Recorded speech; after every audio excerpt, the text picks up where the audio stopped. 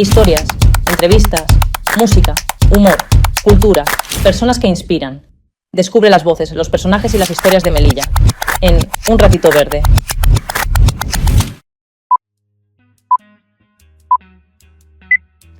Buenas tardes, bienvenidos y bienvenidas una vez más a Un Ratito Verde.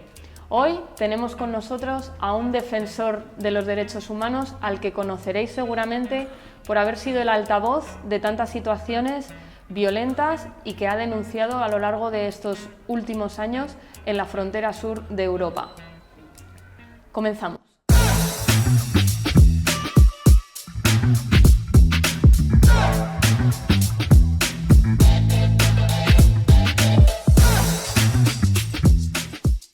Buenas tardes, hola José. Hola, ¿qué hay? Encantado de estar aquí. Gracias por la invitación.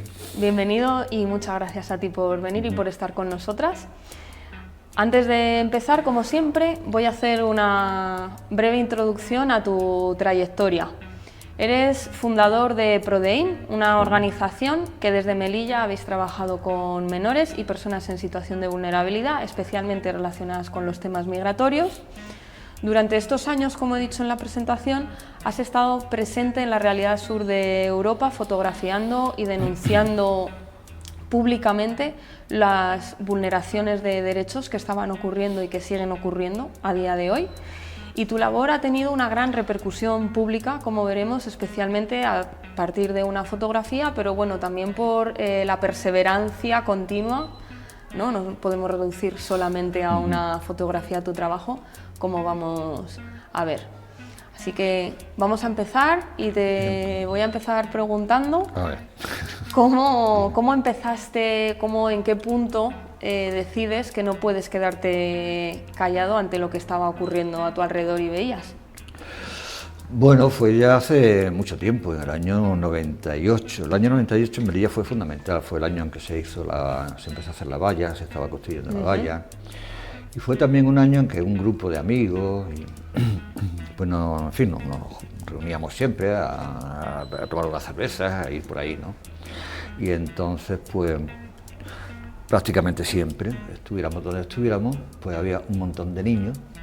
En aquella época solían ser niños muy pequeñillos de Marruecos, pues pidiéndote que les diera algo de comer, que les diera no sé qué, que les diera dinero, que les diera tal, ¿no? Entonces aquello llamaba mucho la atención y además estaba en un sitio y habían varios. Y te iba a otro lado y también, y a otro. Y entonces mucha gente se hablaba en Melilla de que hay miles. No eran miles, eran siempre los mismos. Lo que pasa es que los niños se mueven mucho. Estaban en todos lados, eran niños muy pequeños. Eran niños pequeñillos, ¿no? Empezamos a conocer concretamente a uno de ellos y a hablar con él, lo invitábamos y entonces eso nos llevó a conocer a ese niño, sus circunstancias, porque estaba allí, vivía en el puerto, debajo de un barco, comía de la calle. Eran niños además que presentaban muchas enfermedades de la piel, del estómago, ¿no? Porque a lo mejor alguien le daba un bocadillo y al final el otro le daba un vaso en otro lado de leche y luego un caramelo y luego una Coca-Cola y luego en vez de ayudarle lo que estábamos haciendo, yo también, pues era reventarlos, ¿no? Y todo aquello era pues una historia. Cogimos mucha confianza con uno de ellos, como digo, y decidimos intentar ayudarlo, sacarlo para adelante de alguna manera, que hubiera alguien que se hiciera cargo de él en la ciudad autónoma. No sé, pensábamos que la cosa no iba a ser de otra manera, de una manera muy violenta ni muy difícil, ¿no? Que encontrarle algo, ¿no? Que no estuviera en la calle. Era un crío, tenía 11 años, no sé, era una cosa.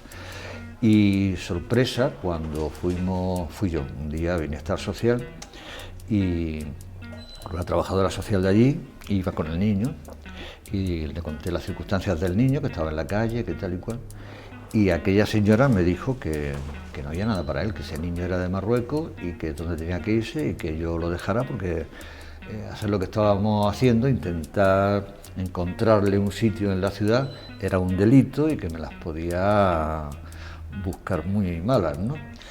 Y yo me quedé, digo, no, mira, este niño lleva un montón de tiempo aquí, lo conocemos mucho, sabemos dónde está, sabemos, en fin, y es de aquí. No es de aquí. Digo, no es de aquí, pero vive aquí, que lo vamos a hacer, ¿no?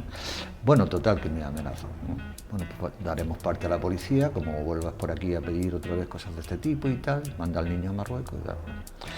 Entonces yo, entre otras cosas, también pedía que el niño fuera a un colegio, tuviera un centro y tal. Y me dijo, ni sueñes que va a haber un centro, ni sueñes que va a ir al colegio, nunca. A este niño no le toca eso, tiene que ir a Marruecos. Entonces yo le dije a aquella trabajadora social, mira, este niño, el año que viene, va a empezar el curso en un colegio. Y si alguien tiene que ir a la cárcel o tiene que pagar una multa por intentar que vaya durante este año, vas a ser tú, no yo. Se lo dije así y me marché. Bueno, aquel niño al año siguiente fue al colegio y no al curso siguiente, sino al final de curso casi, ¿no? Lo empezaron y abrieron en un año y pico, año y medio, 5 centros de acogida en la ciudad. En la ciudad resultó que al final había 100 niños, entonces fueron abriendo colegios, centros de acogida, pues que eran centros pequeñitos, pues decían que, bueno, lo bueno que eran centros pequeñitos, y eran 5, al final abrieron 5, para esos 100 y pico niños, 100 y poco, ¿no? Y bueno, al principio hubo muchos problemas, sí. Pero bueno, los niños empezaron a ir al colegio, tuvieron un centro, en el centro había unos maltratos tremendos, había, en fin, con muchos problemas, pero fue el inicio del acogimiento de niños en la ciudad. La ciudad se oponía mucho a aquello porque pensaba que iba a ser un gasto enorme, que no tenían por qué hacerlo, no sabían quién iba a pagar todo aquello, se ponían y entonces pues, esa fue la oposición. Y aparte por un rechazo visceral que tenían pues toda aquella gente que aún sigue hoy, ¿no? Contra todo lo marroquí, todo lo extranjero, había, o sea, no, niños no, tampoco, ni extranjeros, ni niños, ni grandes, ni viejos, no, ni mujeres, ni hombres, no, y era aquello, ¿no? Pero bueno, aquello ahí empezó, en el año 99, ¿no? España tenía una legislación, desde el año 96, que bueno, que protegía a los niños, no podían haber niños en la calle en España, ¿no? Y aquí en Melilla, pues como siempre, el boletín oficial del Estado parece que todavía no había llegado, ya era el año 98-99, ¿no? Y no pasaba nada. Y la culpa la teníamos, íbamos a ir a la cárcel los que intentábamos que se aplicaran las normas, ¿no? Ya. Entonces le dije yo a aquella señora, no, tú vas a ir a la cárcel, o tú vas a pagar la multa, yo no, y este niño tampoco. Desde ese 98-99, como dices, Sí, la sí. adhesión a Schengen, se empieza a construir la frontera física frontera, sí. y por lo que estás diciendo se empiezan a construir también las fronteras invisibles, ¿no? Que luego han estado por aquí. Claro, la frontera de hierro, la frontera de alambre no es la única frontera, ni es la peor. O los inmigrantes, mayores, menores, y jóvenes, hombres y mujeres, saben pasar la frontera. La frontera se puede pasar de muchas formas, ¿no? Arañándote, se puede pasar pagando, hoy, si tienes 10.000 euros la pasas, ¿no? 10.000 euros la pasas, o nadando, se puede pasar de muchas formas, la frontera, en fin, Sí, es porosa. Pero, claro, es porosa, muy porosa, si tienes dinero es muy porosa. Sobre todo. Pero si no tienes dinero, pues entonces te la juegas, ¿no? Pero se puede pasar la frontera de alambre, pero la otra frontera, la interna, la de la mesa del funcionario, la del lugar de la policía, bienestar social, eso no, eso ahí los inmigrantes se pierden, ¿no? Cualquiera que no sea de aquí, pues se pierde, ¿no? Intentan que se pierda. Y lo han conseguido durante mucho tiempo. Hoy día todavía lo consiguen. Por ejemplo, los solicitantes de asilo tienen muchos problemas. Muchas mujeres que han trabajado en Melilla toda la vida en negro, que venían de Marruecos, no han conseguido un permiso de trabajo, actualizar su permiso de trabajo, y están en Marruecos sin poder trabajar y han perdido todo, ¿no? Es decir, hay todavía muchas consecuencias de esa actitud que, bueno, las ratas inmundas y asquerosas que han estado siempre controlando esta ciudad, pues han creado una cadencia que todavía dura, ¿no? Las consecuencias todavía se pagan. Claro, y que son fronteras, aquí acotamos una ciudad, Sí. pero estás hablando de política local y que en realidad también se obedece mucho a las políticas europeas y viene muy determinado. Hay bastante correlación y claro, lo complejiza un poquito. Las políticas europeas ayudan y las políticas europeas de hoy, que son duras, ¿no? Nacen un poco como consecuencia o se ven favorecidas por la escuela y la de Melilla, ¿no? En Melilla es donde realmente se empieza a ser duro, donde se empieza a cerrar la frontera, la de alambre y la que no es de alambre, donde se empiezan a hacer barbaridades, donde se empiezan a hacer expulsiones, lo que llaman devoluciones calientes, deportaciones, donde aquello es ilegal, donde poco a poco se va limando aquello, donde se llega al Ministerio de Interior, el señor Fernández Díaz dice que no, la frontera es elástica y que se puede echar a la gente, donde se hace la vista gorda con mayores y menores, donde muchas cosas. Y todo eso se va asumiendo en la Unión Europea, incluso el Tribunal Europeo de Derechos Humanos llega un momento en que dice que las devoluciones, bueno, si es que entran de forma violenta, ¿no? Como si la violencia se diera en la frontera por parte del inmigrante que intenta entrar y no por las fuerzas de seguridad que lo echan, que lo expulsan, que le pegan, que lo matan. Tanto las fuerzas de seguridad españolas como marroquíes, ¿no? Cuidado, cuidado. A ver la violencia que le hace, de otras cosas, ¿no? En estos casi 30 años estás hablando de lo que está pasando, de lo que ha pasado, pero también de lo que sigue pasando. ¿Cómo ha sido la evolución en la ciudad de todas estas realidades? Hoy es todo muy hipócrita. Hoy, vamos a ver, hoy por ejemplo, en este momento la evolución ha sido, pues eso, para acrecentar cada vez más la presión para que no vengan, el maltrato, la muerte. En el año 2024 mataron a un montón de inmigrantes en el barrio chino. Es decir, la evolución, pues fíjate cuál es la evolución. El 24 ¿no? de junio. Claro, el 24 de junio, entonces hace 4 años. Pues imagínate la evolución, cuál ha sido, ¿no? Y no ha pasado nada. Nada, Como si lo hubieran ninguna muerto. Ni en responsabilidad. España ni en Marruecos, ¿no? Ni en España ni en Marruecos. Bueno, sí, en Marruecos sí. En Marruecos hay un montón en la cárcel, que metieron en la cárcel por intentar pasar de los que no murieron. Y han estado un montón de años en la cárcel. Entonces, esa es la evolución que ha habido. Aquí en Melilla se vive una tranquilidad mayor. Todos están muy contentos porque las ratas inmundas, asquerosas, han conseguido la paz. Y la paz que se vive es la paz de los cementerios. La paz que se vive es la paz de los cementerios, porque aquí en Melilla no hay ruido, casi. Pero hay que acercarse a Benianzar. Y hay que acercarse a Marruecos, pero sobre todo a Benianzar. Nada más que asomarse a Benianzar, uno ve lo que pasa ahí con los menores, con los niños, ¿no? Han muerto un montón de niños en la rotonda que hay al salir, que van subidos a los camiones. No hay más que estar allí 10 minutos y ver pasar 3 camiones para ver que 2 van cargados de niños que intentan ir a Benianzar, porque aquí en Melilla ya no van al puerto a subirse, no van mucho. Antes era horrible, ahora ya no hay tanto, pero están todos en Benianzar. En Benianzar puede pasar de todo, no hay ningún control de eso, ¿no? Es decir, que ahí no está pasando nada, bueno, está allí. ¿Y cuál es la política de la Unión Europea? Pues eso, que todo pase en Marruecos, en Túnez, en Libia, coger a los inmigrantes que les dé la gana. Hace poco se ha aprobado una normativa sobre eso, se pueden deportar inmigrantes a los países del norte de África y no necesariamente. En Alemania han abierto un centro donde tienen a marroquíes y los expulsan a Marruecos o a cualquier otro país. Es decir, que un marroquí puede ser expulsado a Túnez, por ejemplo, y ahora también es legal. Y por todas esas cosas son un poco recogidas de la escuela de aquí.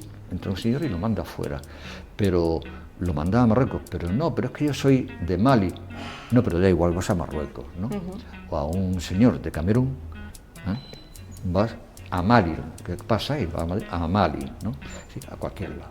Pues todo eso se está haciendo ya legalmente, se ha asumido por la Comunidad Europea como una cosa normal y que hay que hacer. Y eso es lo que hay, ¿no? Podríamos decir que se ha institucionalizado la violencia en la frontera, incluso con algunos elementos jurídicos nuevos. Decías, Fernández Díaz, la frontera chicle, que está ahí en una disposición muy pequeñita de la ley Mordaza, como que se han ido construyendo herramientas para legitimar estas vulneraciones de derechos humanos, ¿no? Claro, ahí son todo falsedades, todo mentiras. A mí hay cosas que me duelen mucho, por ejemplo, me acuerdo del delegado aquel que hubo, Fernández Chacón, del Partido Socialista, ¿no? Que fue el que creó, bueno, pero fue en su momento Zapatero, ¿no? La sirca tridimensional, aumentó la valla, para que hasta entonces no habían empezaron a haber saltos masivos cuando se hizo todo aquello, se creció la valla, se hizo la sirga y tal. Antes no pasaba, aquello fue una invitación a que pasara pues todo lo que pasó, ¿no? Entonces, en aquella época Fernández Chacón, aparte de crear un sistema absolutamente bestial para que no entrara la gente, pues hubo un montón de muertos. Sacaron al ejército para que controlara la frontera. Cuidado que yo en eso también, cuando sacaron al ejército, salvo en el primer momento que hubo un encuentro con inmigrantes un poco violento en Los Pinos, ¿no? Pero posteriormente habría incluso que decir gracias a Dios sacaron al ejército, porque muchas veces el ejército no intervino ante la entrada de inmigrantes como pudo intervenir en muchas ocasiones la Guardia Civil, que intervenía de una forma muy violenta, ¿no? Un soldado muchas veces pues, decían, yo soy soldado. Y con órdenes muchas veces verbales. No escritas, sí, precisamente. Claro. O sea que en aquel momento fue la entrada del ejército, al final fue una cosa que suavizó, fue un elemento suavizante, ¿no? En fin, pero bueno, no tenían que haber intervenido ni uno ni otro, no tenía que haber darse aquella violencia, ¿verdad? Hubo un montón de muertos, Fernández Chacón presumía de que aquella valla era, y Fernández Chacón y todo el gobierno, que era la solución, y no fue una solución, fue una condena para todos aquellos inmigrantes, ¿no? Fernández Chacón, luego ha estado el Fernández Díaz, que también ha creado unas condiciones que han sido desastrosas, en fin, y al final otra vez, pues desgraciadamente, este señor que tenemos hoy día, que bajo su gobierno pues mataba a un montón de gente también, ¿no? Y vivimos esta paz de los cementerios que se vive ahora mismo, ¿no? Mira, yo he estado en muchas fronteras, he estado en fronteras, pues yo qué sé, he estado en Turquía, en Libia, he estado en Líbano, he estado en Grecia, he estado en Sudamérica en un montón de sitios, fronteras también, en Patachula, en México, que es una frontera delicada, en un montón de sitios, ¿no? Y en fronteras europeas normales, ¿no? Nunca he visto en ninguna frontera la violencia que se da aquí. Nunca, en ningún sitio. Patachula es un sitio especialmente violento. Violento no solo por la violencia policial, sino la violencia de las mafias, Pero no hay una violencia tan aparente como hay aquí, por lo menos, ¿no? Hay una violencia distinta. ¿Aparente te refieres a abierta, tan explícita? Tan explícita, exacto. Claro, estamos hablando de la institucionalización de estas políticas, en la que la última...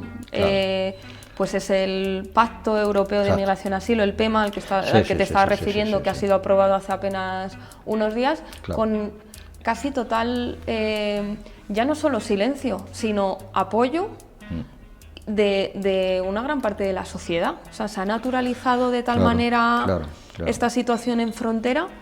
¿Cómo se llega a querer Vamos a ver, llevar a cabo esta necropolítica, ¿no? Las políticas de muerte? Lo que está pasando en Melilla está muy apartada. Es una ciudad española, sin lugar a dudas, muy española y tal.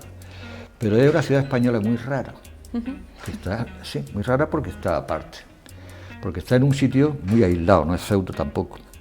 Está en un sitio totalmente separado de muchos sitios de Marruecos, de grandes ciudades marroquíes, y de España y del resto de España, ¿no? Entonces es una ciudad donde puede haber miedo a que te pase algo. La gente aquí tiene miedo a que vengan los marroquíes y te invadan, que pase no sé qué, que no haya agua, que no haya comida, que no haya no sé qué, que venga una epidemia, Es decir, a una serie de cosas que en la península, en el resto de España, pues no es normal. O sea, hay muchos condicionantes muchas particularidades en la ciudad, de tipo social, poblacional, económico, político, de todo tipo, ¿no? Y todo eso hace que que la gente esté mucha gente que esté como de uñas, ¿no? Gran parte de la población son funcionarios. No me quiero meter con los funcionarios, pero si eres funcionario, pues tienes dentro de lo que cabe estabilidad. Y a un funcionario, pues, el tema de la inmigración y que salten la valla o que vengan niños, en general, digo en general, pues no, como que él tiene su estabilidad, tiene su tal, y no quiere romper esa comodidad. Luego está el tema de quien no es funcionario, de gran parte de la población, que bueno, lo tiene muy difícil para salir adelante, ¿no?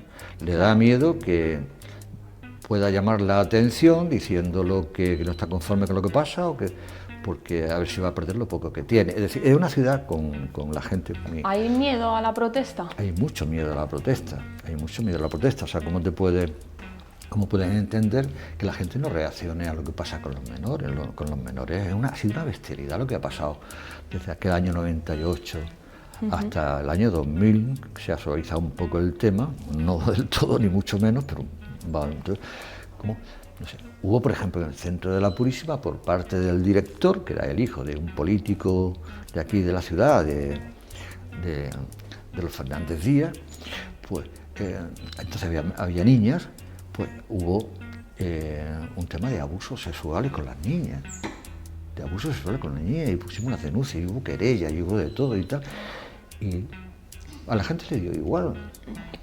Ha habido niños que han muerto. En el centro de Reforma, ha habido niños que han desaparecido un montón. Es tremendo. Y nadie ha dicho nada nunca, prácticamente no. Algún sindicato alguna vez. Hay niños, ya por no hablar solo de los niños extranjeros, sino por los niños de la ciudad, que les llamaban también extranjeros, los que no tenían documentación. ¿Cuántas generaciones de melillenses se han perdido sin ir al colegio, sin tener tarjeta sanitaria, ¿Y eso cómo se consiente? Y había una población de 20.000, unas 20.000 personas sin documentación, pero nunca ha habido, en muchísimos años y muchísimas generaciones, una y otra, una protesta porque los niños no iban al colegio, una protesta como Dios manda, una protesta porque no tenían una tarjeta sanitaria, un permiso de residencia, porque malvivían, porque tenían trabajo en negro. ¿Por qué aguantaban eso? Porque tenían trabajo en negro. Porque había un colegio hispano-marroquí, llamaban colegio hispano-marroquí, abierto, para que todos esos niños no estuvieran por la calle y tuvieran un sitio donde ir, un sitio donde al fin y al cabo no les valía para nada, ¿no? Es decir, ¿qué es lo que hace que, pues, eso, que la gente tenía miedo y entonces querían apartar a toda esa gente? De hecho, Prodeín sí que encabezó unas protestas por la escolarización de todos los niños están escolarizados ahora mismo. Si alguien ve esto, de aquí de Melilla, y tiene un problema con su niño, tenga papeles o no tenga papeles, lleve aquí un año o lleve un día y no lo quieren escolarizar, puede venir a la asociación y decirlo. El señor tiene que estar escolarizado con total seguridad.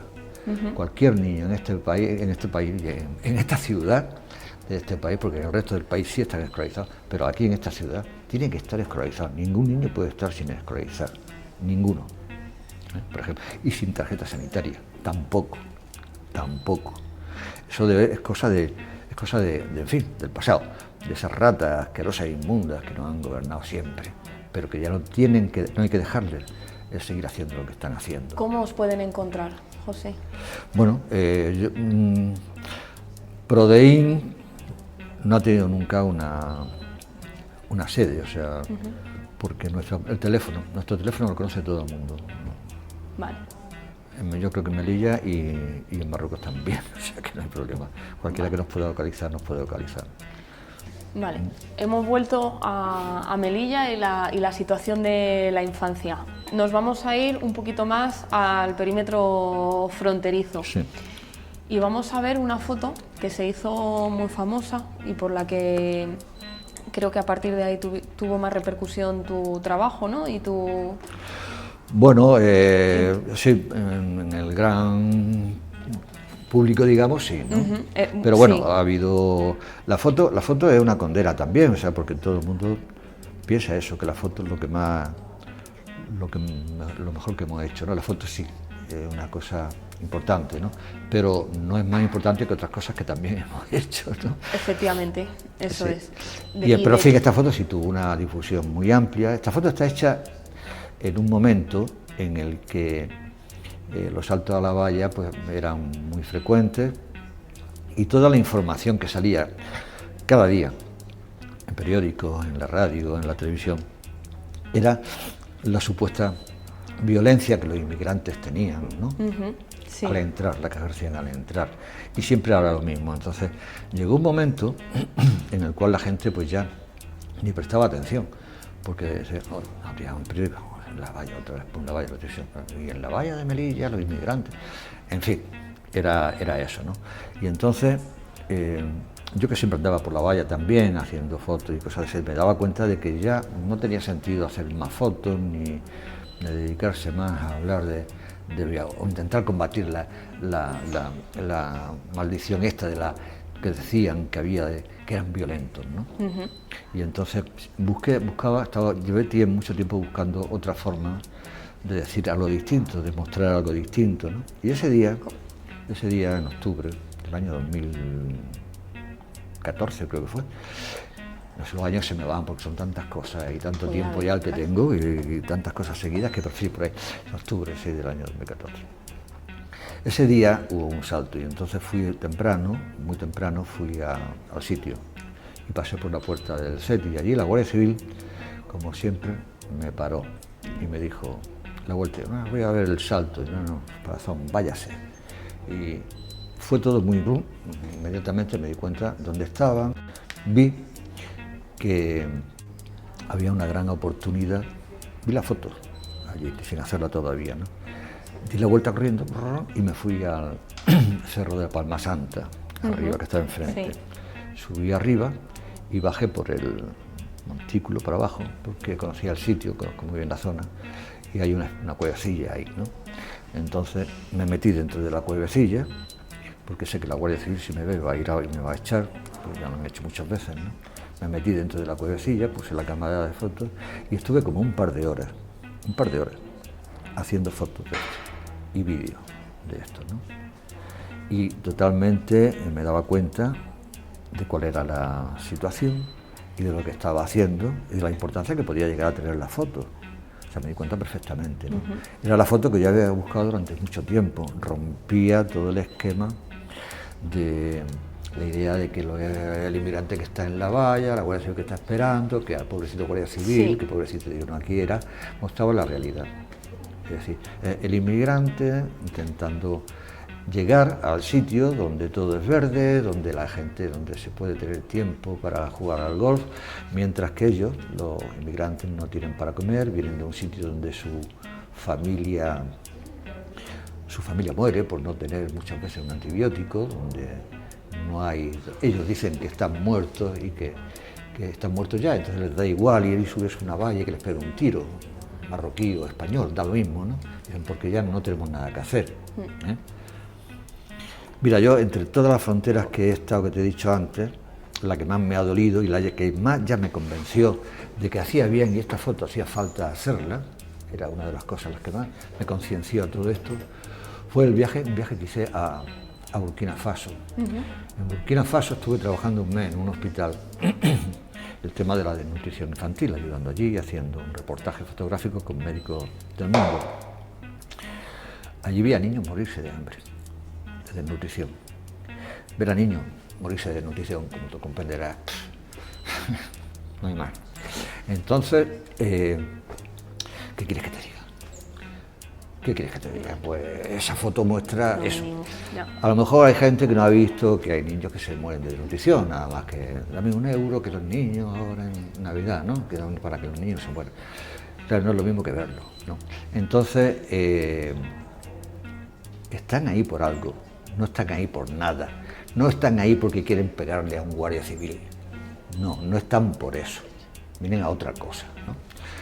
Hay una foto también que también me llama mucho la atención, que es una foto en el barrio chino, donde han matado a tanta gente.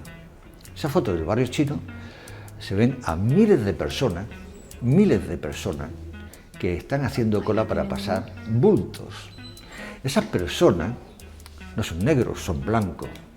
No tienen papeles igual que los negros, no tienen documentación y se les permite el acceso y se les permite trabajar, que es a lo que vienen, a trabajar, no vienen a divertirse, vienen a trabajar y para un dinerillo para malvivir, pero se les deja pasar porque interesaba esa ratas asquerosas, inmundas de la ciudad. Y decían, cuando se hablaba de esto, que eso no era contrabando. Decían, y en todo caso, eso ayuda a que coman. Por lo menos comen, me decían a mí cuando yo sacaba el tema, ¿no? Por lo menos comen. Y decían, no. Comes tú. Ellos no comen. Pero bueno, se les dejaba pasar. Pero cuando pasan los negros, los matan. Es decir, no entiendo yo por qué estoy en esto. Estoy por aquel niño que te digo, estoy por esto, estoy por los niños que se ponen por desnutrición, estoy por todas estas cosas, estas ratas inmundas y asquerosas que tenemos en esta ciudad están pues haciendo desde hace muchísimo tiempo hasta ahora y a las que hay que hacerle frente. No se les puede dejar que todo esto ocurra, ¿no? Ahora mismo dicen no hay valla, no hay... no sé si las puedes poner, que no hay fotos valla, de la... No, en el lado español no hay valla. Más que nunca, que no hay concertina. No hay concertina. Dices, Tú te porque puedes se pasear, las han llevado todas claro, al otro lado. Tampoco te detienen. A mí me han detenido un montón de veces en el lado español y me han quitado las cámaras y he tenido luego... O sea, me han hecho de todo. Un montón de veces en los cuartelillos de la Guardia Civil, en fin... Ahora tú vas por allí, yo voy por allí, ahora me doy paseos con la cámara y voy haciendo fotos, y no aparece ningún guardia civil, ni aparece nada, no hay concertinas, no se ve. Van muy bien, muy cómodos. Esta valla ya no es lo que era, ¿no? ¡Ja!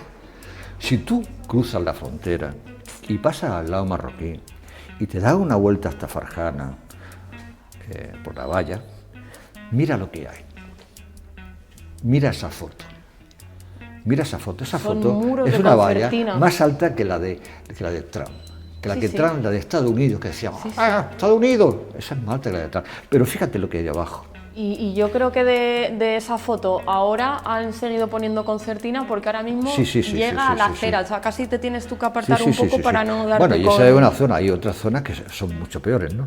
A mí esta foto que hay abajo... Amén de los fosos que han hecho, de la militarización de la frontera del lado marroquí, que hay un montón de militares con nuevo equipamiento. Antes había Mejani con su palito, que rompían la cabeza a la gente. Ahora tienen cascos y escudos. Ahora son con cascos, con escudos, son militares, ¿no?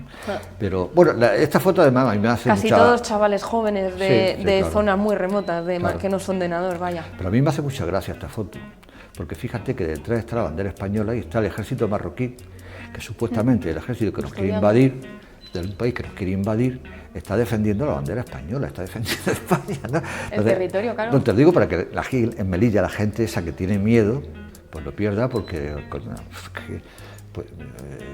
está el ejército marroquí, no hay una invasión de inmigrantes violentos, ¿no? ¿Y por qué protege el Marruecos esa bandera española? ¿Qué hay detrás? Es un tema fundamental, ¿por qué pasa todo esto? Porque aparte del miedo que de la gente de aquí, que se ha generado en la gente de aquí, de que venga, en fin, de que pasen cosas que no van a pasar nunca, ¿no? Pues porque España, tanto España como la Unión Europea, que también hay una motivación en eso, tienen su área de influencia colonial, que no quieren perder. Entonces, ¿cómo se atrae a los países del norte de África y de Oriente, de Turquía, en fin, cómo se le atrae a la Unión Europea, cómo se hace para que no se vayan, para que no se pierda la influencia que se tiene, económica, política, pues a través de la inmigración. La inmigración es un tema que viene a Europa, a la Unión Europea, como anillo al dedo, y a todos los países del norte de África, y a países, y a los resto de países, como digo, Turquía y los demás, países que no tienen petróleo, como Marruecos, Túnez, en fin, pues les viene genial, no te venden petróleo, te venden inmigrantes, ¿no? Europa porque venden, anuncia, porque hay un intercambio económico en todo esto. Europa anuncia que compra inmigrantes, ¿no? Y entonces paga, y es un negocio que tienen montado. Que crea una dependencia. ¿Cómo paga Europa migrantes? Bueno, hay un montón, por ejemplo, tanto Marruecos como Libia, como han recibido un montón de dinero que teóricamente ha sido hasta ahora de ayuda al desarrollo, de no sé qué, Vale. y no era para nada de eso, ¿no? Para abrir centros, Mauritania, para abrir centros, para abrir, es decir, y dinero.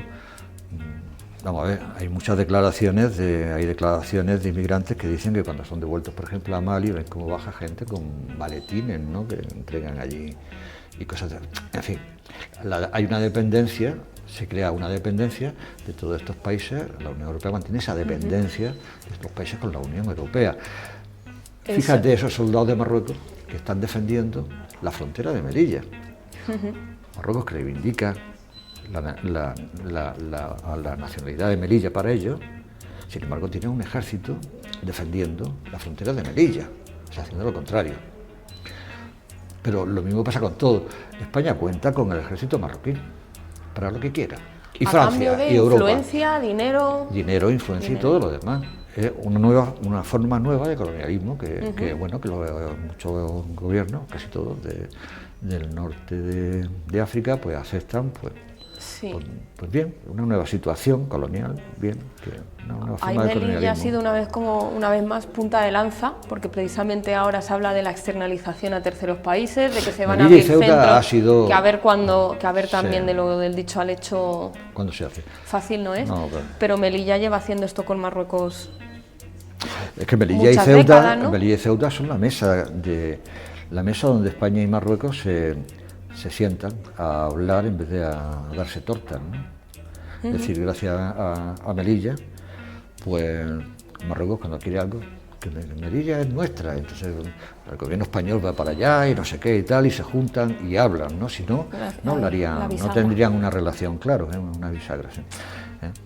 Entonces, por muchas cosas, pues conviene que mantener esa situación y mantener esa dependencia de los gobiernos del norte de África ya te digo, o de Turquía o de tantos sitios, ¿no? Como se tiene, ¿no? Países que no tienen petróleo, pero tienen inmigrantes, ¿no?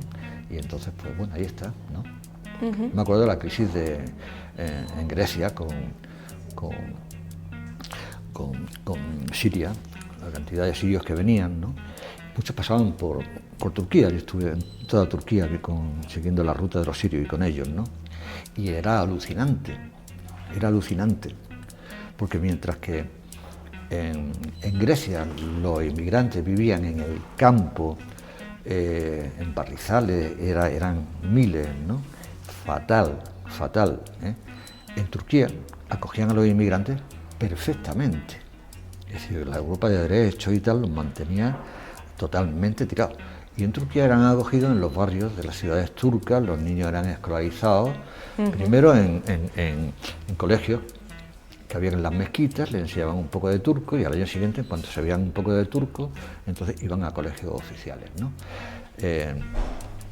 La mayor parte de los sirios trabajaban, en fin, estaban como bien. Porque ¿no? a los kurdos... Bueno, a los kurdos depende, había kurdos de los dos bandos, ¿no? Depende.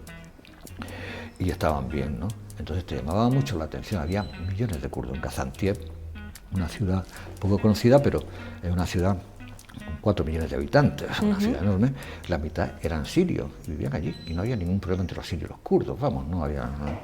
Entonces, y todos aquellos sirios, cuando Alemania abrió sus fronteras, pues todos aquellos sirios accedieron fácilmente a... Claro, Turquía ganó mucho en la Unión Europea con respecto a aquello, ¿no? El acuerdo de la Unión Europea-Turquía, mucho, 6.000 millones de euros, que no es que es ni 1.000 ni 2.000 euros, 6.000 millones de euros. Pues estamos hablando de lo mismo, ¿verdad? Estamos hablando de lo mismo. La Unión Europea y quiere mantener sus zonas de influencia, ¿no? Ahora, muy bien, José, pues vamos a dejar aquí esta conversación. Ya seguimos otro día porque hay mucho más que hablar. Cuando quieras. Sí.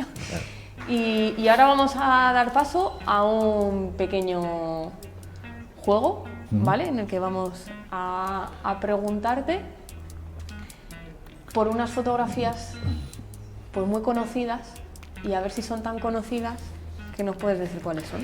Bueno, las fotografías seguramente serán conocidas, los nombres son muy malos para los nombres, pero bueno. Vamos a verlas. Rampage. 5, 4, 3, 2, 1. Steve McCurry. Steve McCurry, sí. Pues a McCurry, esta sí nos la sabemos, ¿no? Sí, esto es de capa, ¿no? Capa, ¿no? Hay capa, que hay quien dice que la foto las hacía su mujer, sí. Esto en la plaza de Tiananmen, pero el nombre era... Jeff Wildener. Sí. 4, 3. Es que son nombres muy... A ver cuando muy, hacemos muy, una muy... foto así del beso en Plaza Alfred, España. esto de Alfred, ¿eh? El beso en Plaza España. Sí, fue también. Esta también es muy conocida, se ha visto muchas veces, Kevin. 5, 4. Esta es de, ¿cómo se llama? Este es español, muy bueno, Gervasio Sánchez. Sí. 5. Otro referente. Este me parece que es Blasco, ¿no? Sí. Ahí, Blasco. compañero, 4. Y esta, no sé. un tal José. José, será de José, sí. Ah, sí, José. Ha dado tiempo a contar las historias detrás de cada fotografía, la verdad, me habría a mí gustado, pero creo que tenemos que ir cerrando, ¿no? ¿Sí? Laura, cerramos, ¿no? Muchísimas gracias, José. Ha sido un auténtico placer, aunque no es tan placentero hablar de esto. La verdad que también me quedo con un poco de ganas preguntarte por lo no placentero precisamente, que es hablar de esto y vivir con ello tanto tiempo, la criminalización de la solidaridad, ver lo que has visto y vivido. Y a veces también ese silencio cómplice, que no sé qué duele más, ¿no? Bueno, no... Mira, hay muchas cosas que cuestan trabajo, que son desagradables, como estás diciendo, pero también hay muchas cosas que merecen la pena, ¿no? Hay muchos de esos niños que han salido para adelante. Algunas veces vienen niños, yo me acuerdo una de las últimas veces vino un niño del País Vasco, un niño que estuvo mucho en casa, desde que tenía 14 años hasta que se marchó con 18. Lo pasó muy mal algunas veces, ¿no? Estaba en el País Vasco, estaba en Bilbao y vino, se había casado con una bilbaína y vino con 5 chavalillos, todo así. Y estaba, bueno, era autónomo allí, montaba aire acondicionado, no sé qué, tal. Y entonces, pues todos esos años, pues que estuvimos con él, con muchos y con tantos otros, que a lo mejor muchos no han salido para adelante, ¿no? Pero, oye, todo eso que tú dices que cuesta trabajo, que te pesa y tal, merece la pena. Cuando lo ves, joder. Pensar que ahora todos los niños están yendo al colegio aquí en Melilla, merece la pena. Pensar que cuando uno tiene un problema sanitario, tiene su tarjeta, va a un hospital y lo atienden, ¿sabes lo que he tenido que hacer muchos años? Quedar con alguna enfermera cuando cerraban los centros de salud y llevar a un niño para que lo vacunen. Fuera de... y sin ponerlo en un cartilla ni nada, pero por lo menos que tuviera una vacuna. Eso ya no pasa. Merece la pena. Pues nos quedamos ¿sabes? con ese buen sabor de boca, entonces me alegro que cerremos así el programa. José, ¿hay alguna cosa que quieras compartir? Una cosa que sí me gustaría decir es que viva Palestina, libre desde el río hasta el mar. Desde el Rif hasta el mar, Palestina lucera. Venga. Muchas gracias, José, y muchas gracias a todos los que nos habéis estado siguiendo. Hasta la próxima.